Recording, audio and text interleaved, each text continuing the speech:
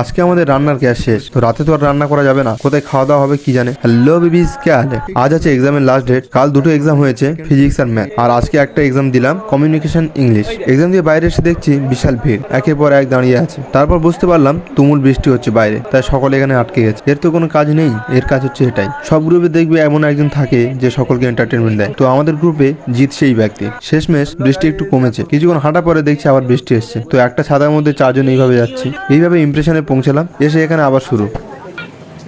কি সেরা ছিল ভিডিওটা।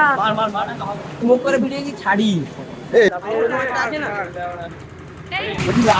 তোমরা কি ইনস্টা ইউটিউবে শায়রি দেখো? এর তো সারাদিন এইসবই কাজ, শায়রি শোনা, ফান করা, এইসব। তো শায়রিটা বলছে, তোমরা একটু শোনো। বল, জোরে বল। उसकी शादी होने जा रहा है। तू पलट के आ तो सही, एक बार नजर मिला तो सही, मैं तो जनाजे से भी उठ जाऊंगा, আচ্ছা, तू आवाज लगा तो सही। বাহ বাহ বাহ বাহ। ওখান থেকে চলে এসে রুমের দিকে রওনা দিলাম। রুমে এসে দেখছি এখানে আজব এক কাণ্ড, যেখানে যাবে সেখানে এন্টারটেনমেন্টের কোনো কমতি নাই। नमस्कार दोस्तों।